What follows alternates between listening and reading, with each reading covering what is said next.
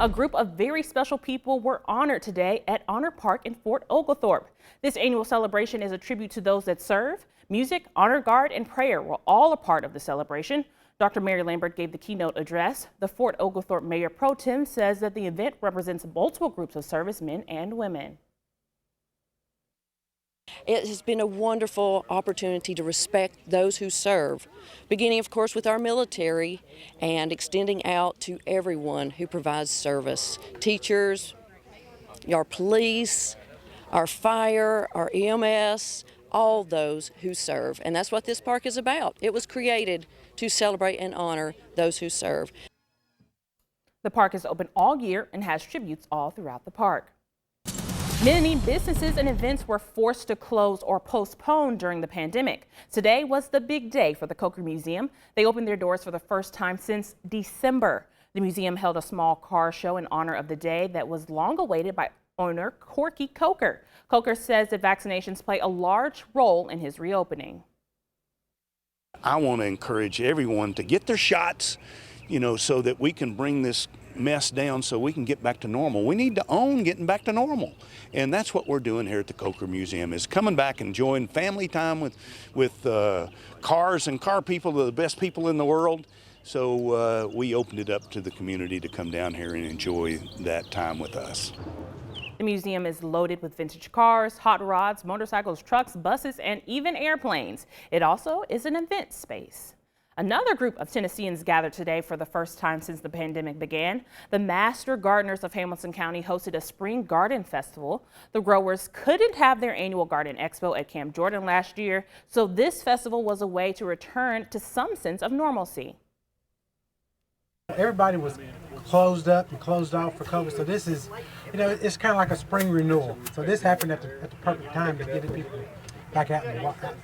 Exactly. I mean, I just became a gardener last year, master gardener, and my class actually got caught up with the COVID, where we were attending class and then we had to stop and did everything on Zoom.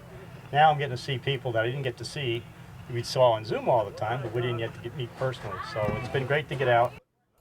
Proceeds from the event will be used for their scholarship fund and community garden grants program.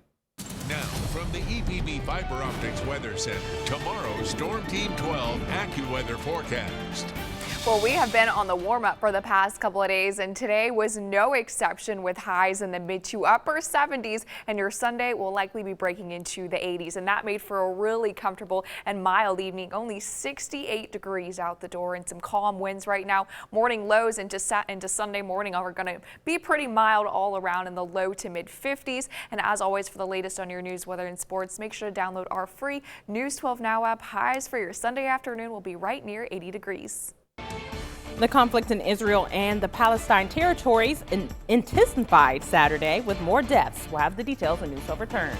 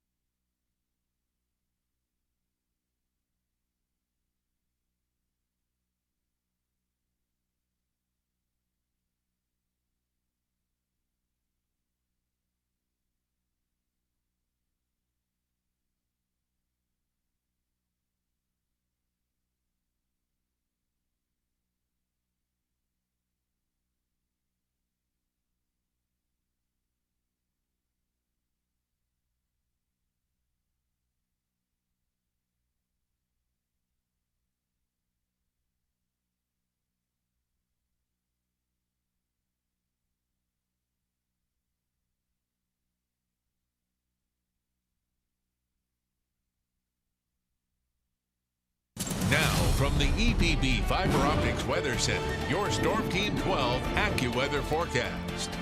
Nice and pleasant start to kick off your Saturday morning. Low temperatures near 50 degrees, and we warmed up over 30, actually no, about 20 degrees, right near 78 degrees. And again, we'll be even warmer likely for your Sunday afternoon. And this was our time lapse of the day over Lee Point, a gorgeous sunset. And this was provided by the EPB Fiber Optics Weather Cam Network. And we are going to be seeing lots more of those sunsets for the next couple of days. On our satellite radar, seeing a few light sprinkles, especially near Middle Tennessee. Could see just a taste of that as we head into your Sunday morning. Otherwise, they're really going to be drying out. Morning lows, like I said earlier, are likely going to be right near the mid-50s waking up, and it's going to be a perfect patio and grilling forecast as we head into your Sunday afternoon. Early afternoon, going to be right near 72 degrees, mostly sunny, and for that later afternoon, will be partly cloudy again, topping off highs right near 80 degrees. It's also going to be a great dog walking forecast for most of the afternoon. Enjoy these warmer days as we are actually going to be even warmer this time next week. So taking a look at this Futurecast, Monday morning will be a bit of a more milder start with some clouds in the mid-50s, and towards the afternoon again it's going to be a warmer day, mainly dry. Could see an isolated shower or two, but again reaching highs near 82 degrees. We'll see some increasing clouds, some more clouds likely than we'll see for your Sunday, but overall it's going to be a really warm and pleasant day. Then we have some minimal rain chances for the next several days after that.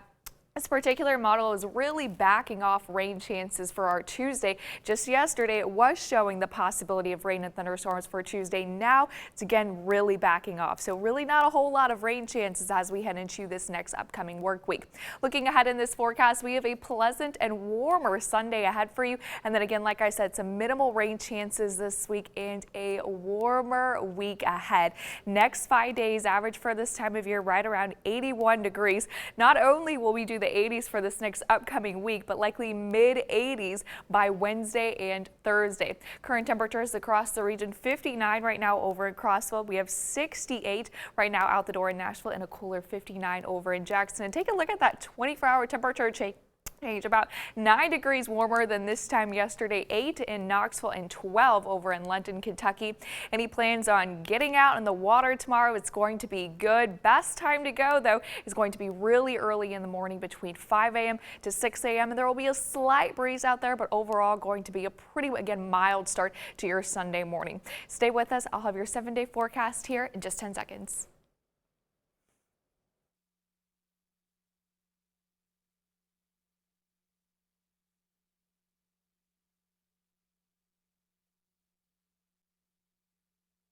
From the EPB Fiber Optics Weather Center, here is your 7-day forecast. So again, enjoy your Sunday because as you can see, we are going to be on the warm up, likely in the mid-80s by Wednesday and Thursday.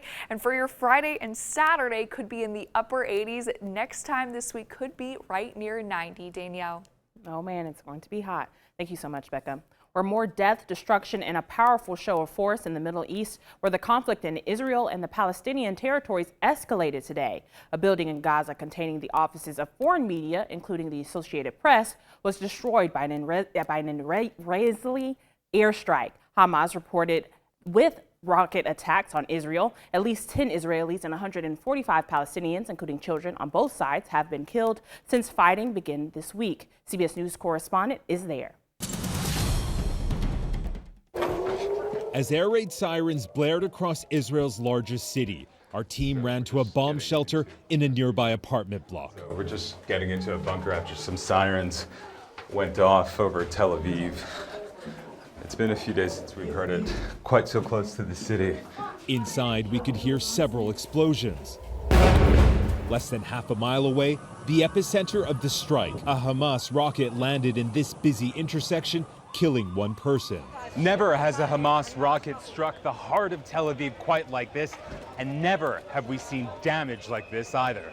As emergency crews investigate the aftermath, local residents looked on, including Dana Offer and her son Eli. This is your neighborhood. Yes, yes. Look at these scenes. I mean, It's crazy. We just wait to the boom, you know, and I heard it was very close. Hamas says the rocket attack was in retaliation for Israel's bombing last night of Gaza's Shati refugee camp. At least 10 members of a Palestinian family, 2 women and 8 children were killed in the strike, the deadliest since violence began. 6-month-old Omer Hadidi, the only survivor, was found in the rubble next to his dead mother. Just 20 minutes after Hamas's rockets fell on Tel Aviv, Israeli fighter jets leveled a 15-story building in Gaza City. The tower housed the BBC, Associated Press, and Al Jazeera. No journalists were killed after receiving an hour's warning to leave. The building's destruction is being described as an assault on press freedom. But Israel says it was home to Hamas intelligence, something the tower block's owner denies. After 6 days of fighting and over 140 Palestinians and 10 Israelis dead, it's hard to imagine there's a potentially more serious crisis unfolding in the background of all this unrest. But across Israel, in mixed Arab and Jewish cities, there's been several nights of horrific neighbor versus neighbor violence, a crisis threatening to push Israel over the edge. An envoy for the State Department has arrived here in Tel Aviv for de-escalation talks, but the Israeli government has made it clear it's not interested in any kind of ceasefire with Hamas. When we come back, we'll take a look at a swim team in Nashville that's making dreams come true. Stay with us. There's more News 12 after the break.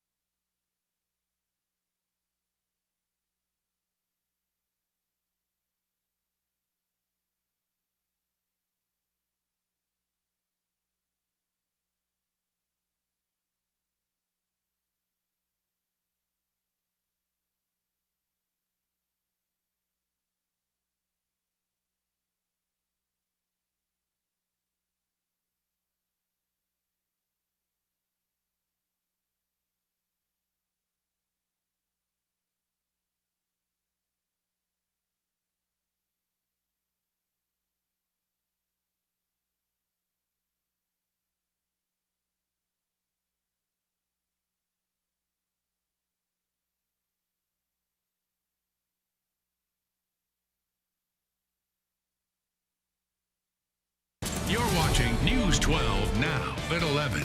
Your news now. Let's take a look at a program that's giving some children a sense of freedom in the water. CBS's Janet Shamlian has their story. 2, 1, go! On the surface, they're just swim lessons. But in each lane of this pool, a life is changing. Big arms, Grant. He just loves it, and he gets so excited. Good job. Laura Marshall says her 18-year-old son Grant is nonverbal and severely autistic. In the water, he's an athlete tasting success. It's just something you never thought would happen, and it's happening. These are the Nashville Dolphins, people with a variety of challenges, learning to swim and swimming competitively. Brenda Vroon runs the program.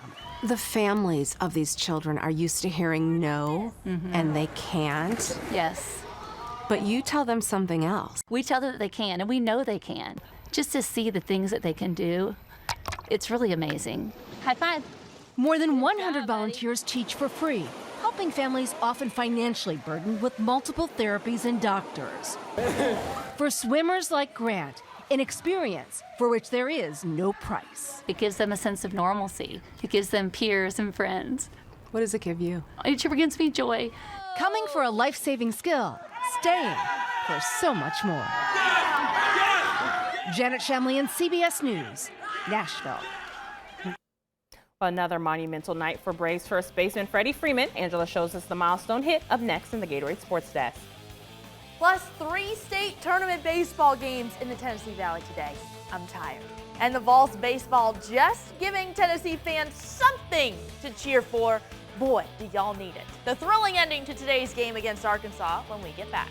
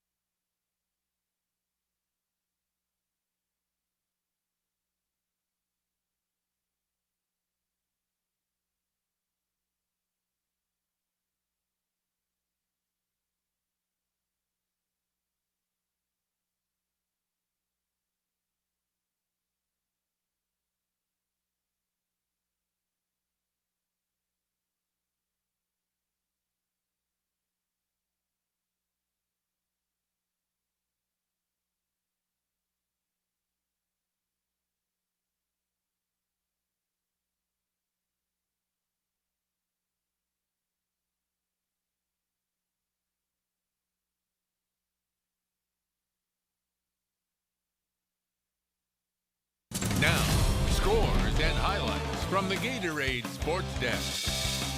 It's Final Four season for Georgia high school baseball. Only 2 North Georgia teams remain, both #1 seeds, both with hosting rights tonight. Let's start with the perennial powerhouses of Single A, Gordon Lee.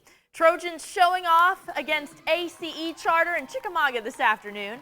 First inning, Brody Cobb's double play ball turned into trouble. Whoops, bad news for the Griffins. Cade Cowan scores 1-0 Trojans.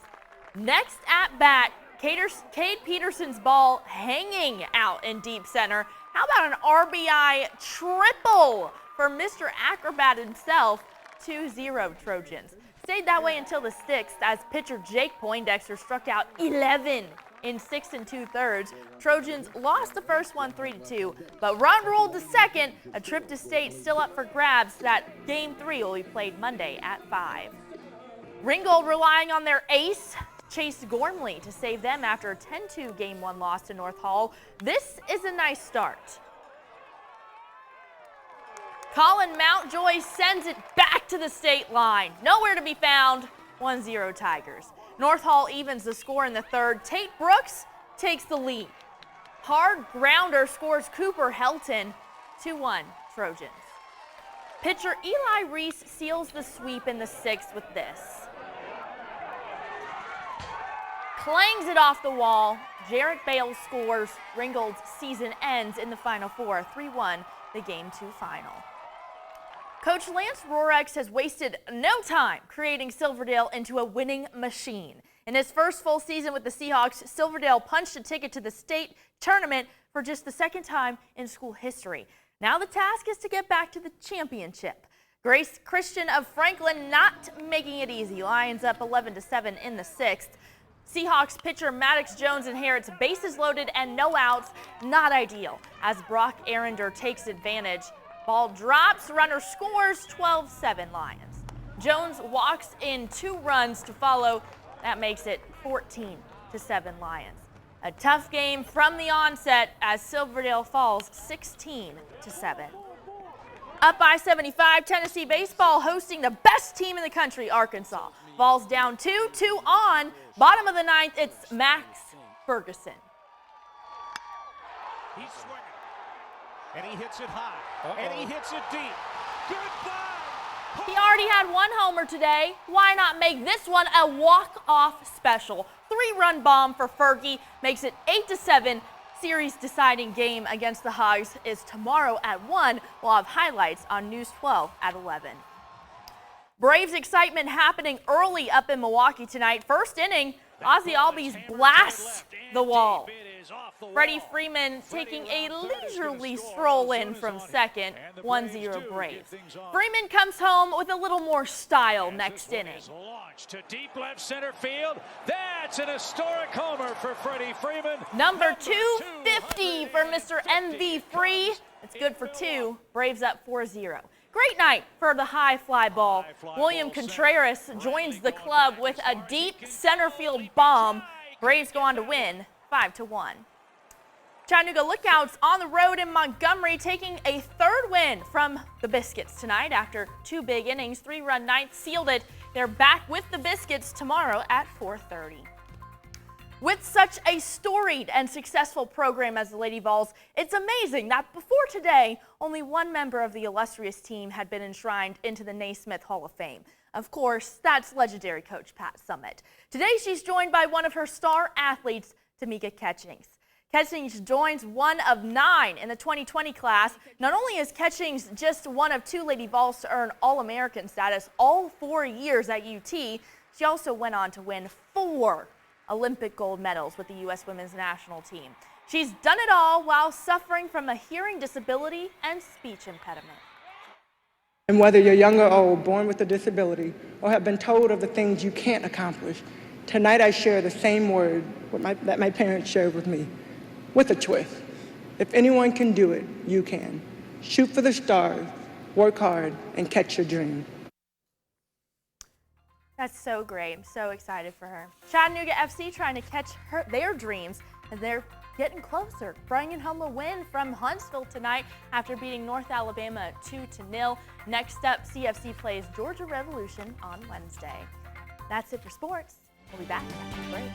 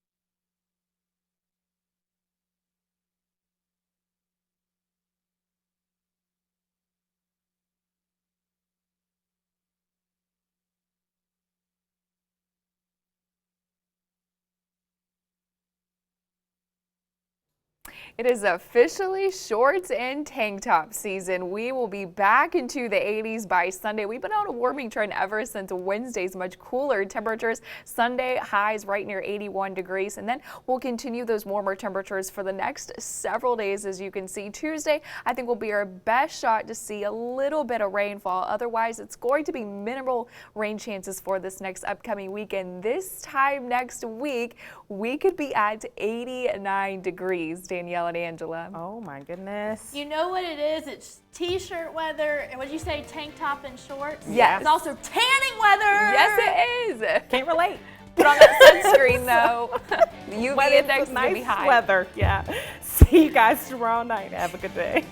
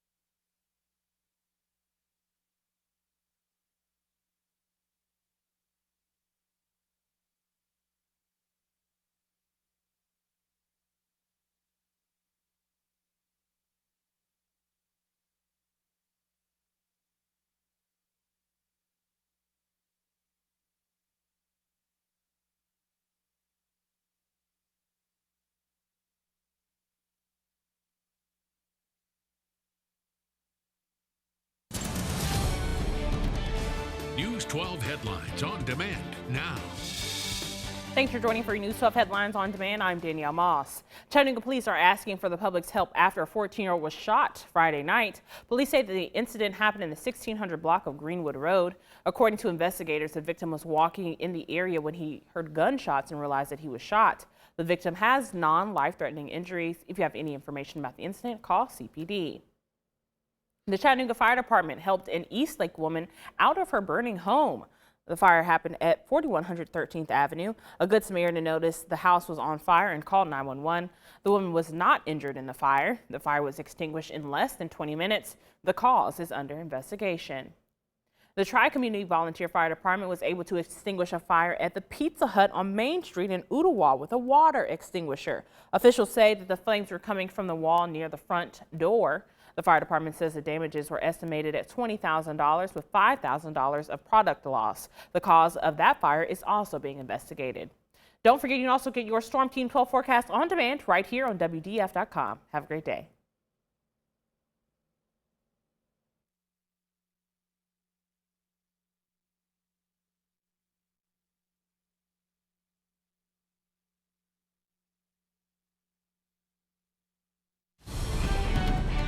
News 12 now. Local headlines from EPB. Hello, I'm Danielle Moss, and here's a look at what's making headlines right now. Chattanooga police are asking for the public's help after a 14-year-old was shot Friday night. Police say that the incident happened in the 1600 block of Greenwood Road. According to investigators, the victim was walking in the area when he heard gunshots and realized that he was shot. The victim has non-life-threatening injuries. If you have any information about the incident, call CPD. The Chattanooga Fire Department helped an Eastlake woman out of her burning home. The fire happened at 4100 13th Avenue. A Good Samaritan noticed the house was on fire and called 911. The woman was not injured in the fire. The fire was extinguished in less than 20 minutes. The cause is under investigation. The Tri-Community Volunteer Fire Department was able to extinguish a fire at the Pizza Hut on Main Street in Ooltewah with a water extinguisher. Officials say that the flames were coming from the wall near the front door. The fire department says that the damages were estimated at $20,000 with $5,000 of product loss. The cause of the fire is also being investigated. We'll be back in 60 seconds. From Main Street to your street. You've trusted News 12 Now to show you the community impact as only local news can. With Newscast on air, streaming on your schedule at WDEF.com and in your hand with our app. News 12 Now, anytime, anywhere. Making it on my own, needing to find me a home, want a place that's beautiful. How can I make it my home, sweet home? Tennessee Valley, rich no more.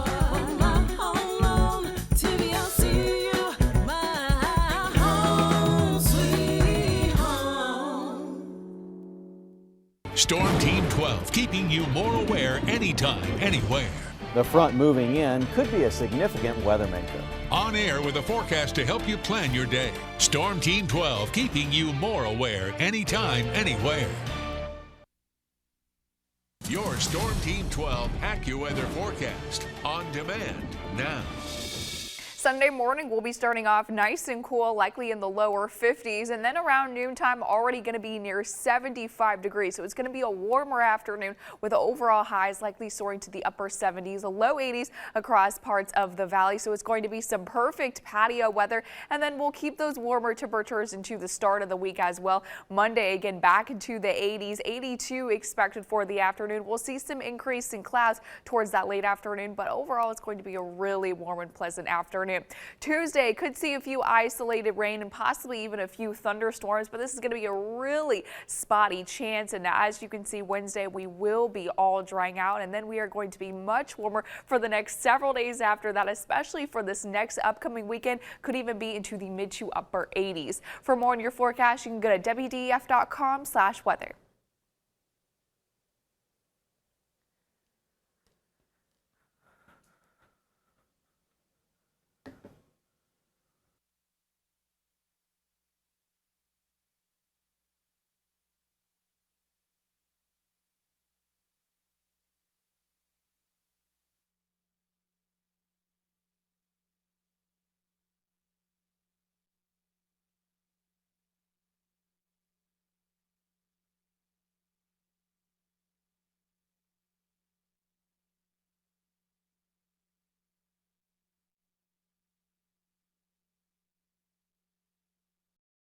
are actually going to, your firm will run interference. That's true, and they even call neighbors and family members. Exactly.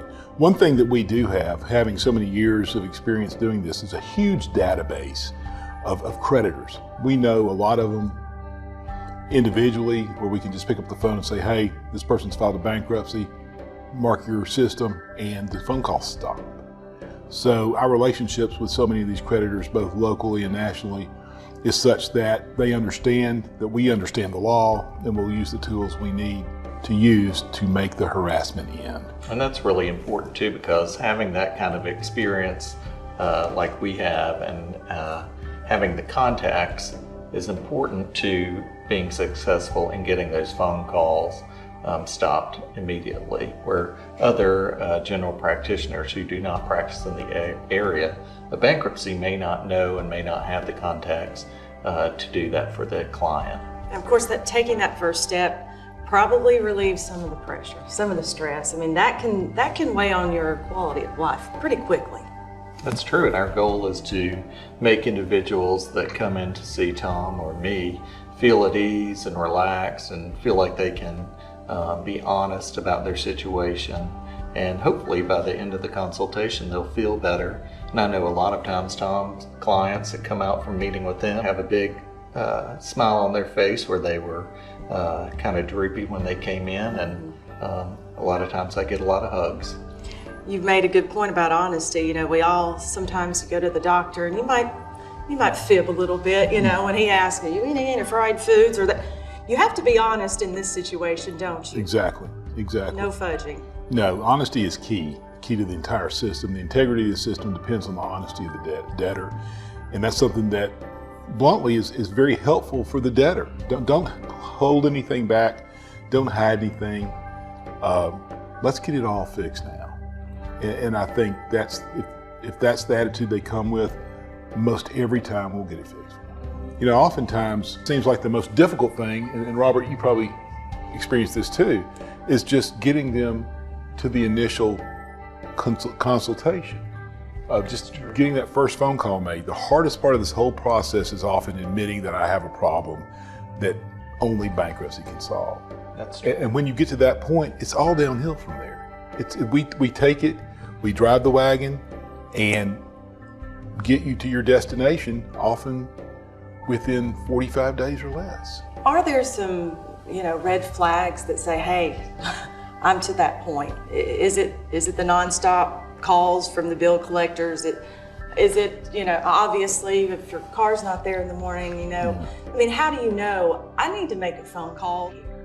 There are lots of indicators. I think one of the biggest ones we see, and I don't want to pick on a particular industry, but when you go to the high interest lenders that demand huge monthly payments that simply can't be met, or when you go to pay your electric bill and there's just not quite enough money there to keep the lights on, these things are obvious indicators that you need some help. Right. You can't borrow money to pay your existing debts. If you're going to get payday loans to pay a credit card debt, or going to get a loan to make your automobile payment or your utility payment, then that's probably a sign you might need some financial help or relief. Almost never works out, right? Never works out. It's like an old trustee said, you can't borrow your way out of debt. And that's very true. It's good advice. Many people think that filing bankruptcy is the end of the world, but what we'll tell you when we come back is how filing bankruptcy is not financial ruin.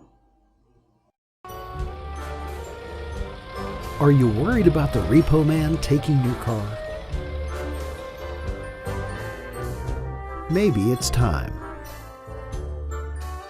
Are you stuck going round and round with too much debt? Maybe it's time. I'm Tom Bible. Call 1-800-BANKRUPT and let me help you get your financial ducks in a row. Hey, buddy. What's the matter? You look a little down. Oh, you hurt your paw. And now you're behind in your house payments? You don't know where to turn?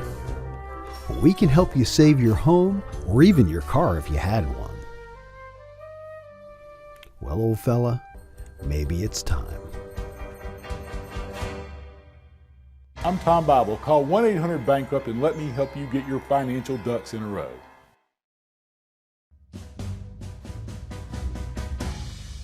How do they expect you to pay your bills if they garnish your wages? Maybe it's time.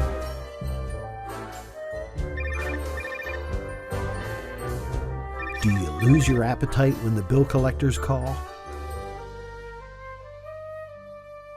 Maybe it's time. I'm Tom Bible. Call 1-800-BANKRUPT and let me help you get your financial ducks in a row.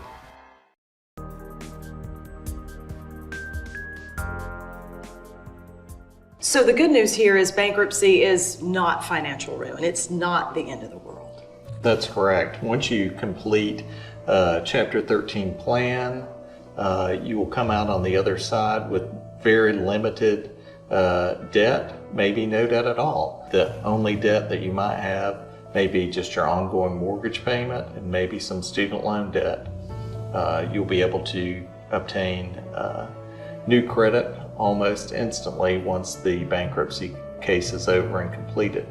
The same applies for Chapter 7. In an odd way, a lot of individuals who receive a discharge in a Chapter 7 are viewed as a better credit risk by creditors because the debt that was out there has been extinguished, and now they have income that could support new debt. So after a Chapter 7 discharge, a lot of home lenders will work with individuals about a year after their discharge to get them into a home. So is this a clean slate once it's over? It can be. I often tell people bankruptcy is a beginning. It's not an end.